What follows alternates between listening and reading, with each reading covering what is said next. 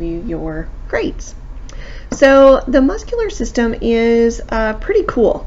We know that the job of the muscular system is that it moves things, right? Muscles move things. So today we're going to talk about the 3 different types of muscle. And we're going to need 3 different colors if you're doing the paper and pencil version with me. Okay, so you're going to use a purple, a green, and a red. And so we're going to start out with the most important organ in the body, the heart. So we're going to talk about cardiac muscle. We're going to use the red to fill in our cardiac information because the cardiac system is responsible for pumping blood through your body, and blood we know is red. Cardiac muscle is found only in the walls of the, I just told you this one, heart. Okay?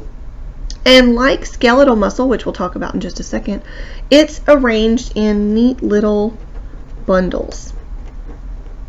Okay? And those bundles kind of have, I'm going to come up here in the corner. They kind of have these little groups that are all bound together in these bundled sets. So it creates these long, stringy, fibrous bundles. Okay? These bundles are called striated, which is our fancy science word for striped. So I'm going to write that over here on the side. Okay? So striated is our fancy science word for striped because it looks striped. It is involuntary. Now what does that mean? Involuntary.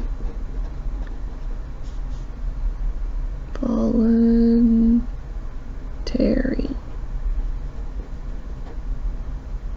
I think I got an extra A in there. Yeah.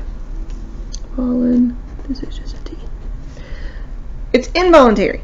Involuntary means it happens without your control, right? We're really grateful that our heart muscle is involuntary because we don't have to think about it. We don't have to remember, oh, think heartbeat, right?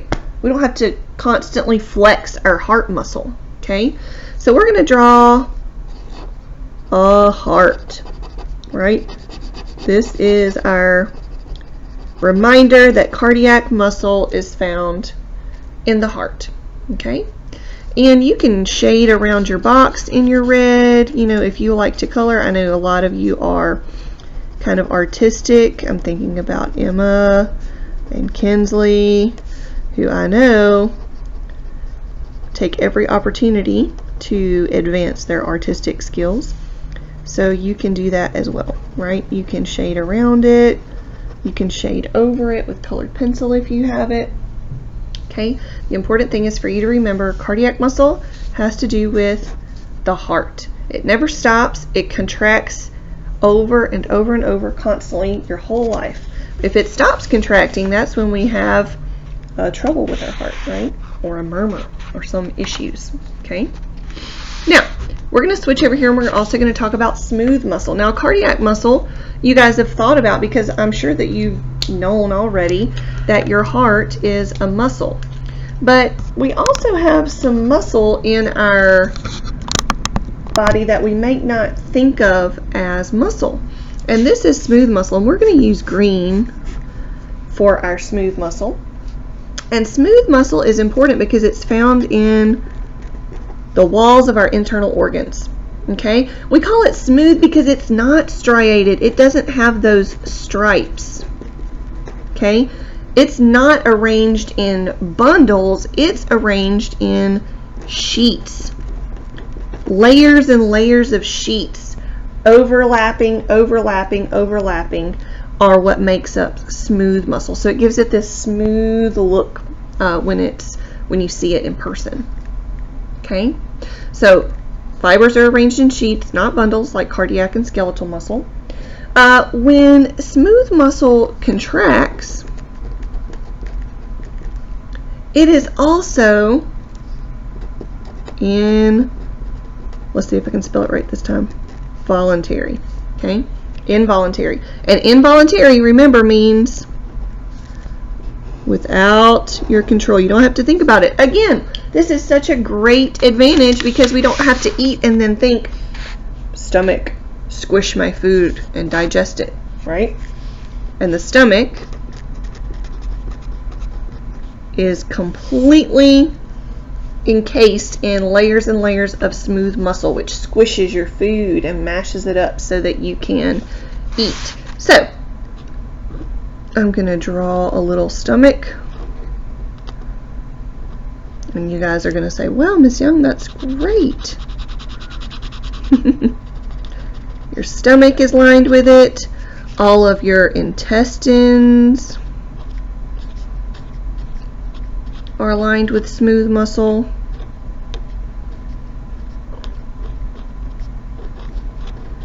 These are all smooth muscle organs, okay?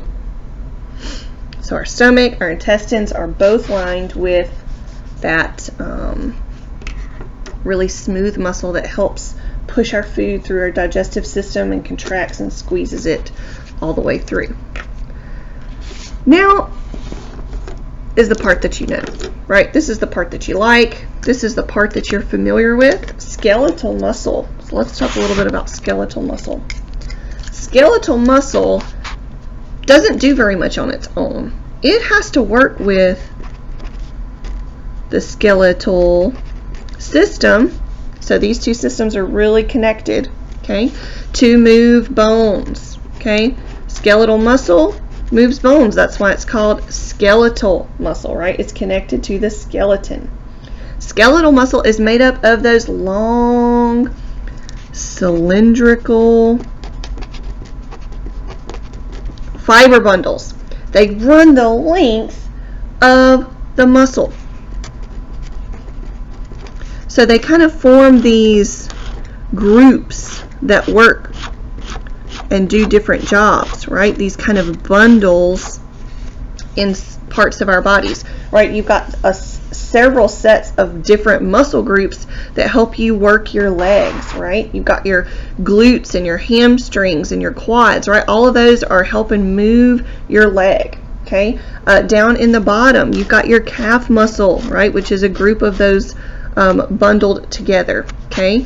You've got muscles that run along the front side of the bottom of your leg. You've got all these strong muscle bundle groups that help your body be able to move. They help your face smile, right? You've got muscle groups that work together to help you smile or frown or mean mug Miss Young or squish up your nose, right? All of these are skeletal muscle. You've got muscles in your arms, right? You flex and you see how big your muscles are getting when you work out all the time, right? All of these muscles, you've got muscles here along your ribs that start to hurt when you start breathing too hard, right? All of these muscle groups are in these big cylindrical bundles. Remember, these bundles that are wrapped together and work together to be able to move. Now, the cool thing about skeletal muscle is that they are voluntary because you can control them, okay? These types of muscles use tendons, and tendons are kind of thin, really, really strong connective tissue that attach those muscles to the bones that they move. And if you've ever had something like tendonitis, that's when those tendons become inflamed, usually because we're using them a lot, right? So let's talk about how those skeletal muscles help us move. Skeletal muscles work in pairs because they move in opposite directions, right? They help us bend and flex our hands, our elbows. They move all of these bones so that we can have movement. So muscles that bend parts of our body are called flexors. They helped to bend because flex means bend, right? Muscles that straighten parts of our body are called extensors. That sounds like a crazy word, but really it just means extend, right? Or straighten, okay? An example is bending your arm at the elbow. Now these are some muscles that you might be familiar with, right? Your bicep, that's the big one on top, right? And you have two, one in each arm, right? Your biceps muscle is the flexor, right? When you pull your arm up towards you and you show off your big strong muscles, you get that nice little bulge on top, right? That's your bicep. Now your tricep, that muscle is an extensor. It goes along the back of your arm. When you straighten your arm and push it all the way back behind you, you can feel a little bulge along the back of your arm. That is your tricep. Your tricep's job is to work opposite to your bicep. Now, do you see these word parts, tri and bi? Bi means 2, tri means 3. That's how many connections they have to the bones that they operate, right? So that's pretty cool as well. When one contracts, the other one relaxes to allow the bending and unbending of your arm. And you have these muscle movement groups all over your body, right? Because movement, remember, is voluntary. Okay? This is you control. Okay? What about smooth muscle? Voluntary or involuntary? Involuntary, right? We don't control the movements of our digestive tract, our stomach squishing things. We don't control that, right? Things like moving your food through your colon, you don't control that. Now, you have a sphincter at the end that you control, but all along the path, you don't control how fast it moves along your digestive tract. Cardiac muscle, you don't have to remember heartbeat, right? Your heart remembers that for you, okay? So, you guys can go ahead and work on filling out your copy of your doodle notes. Thanks so much for your attention. I hope you guys have a great day.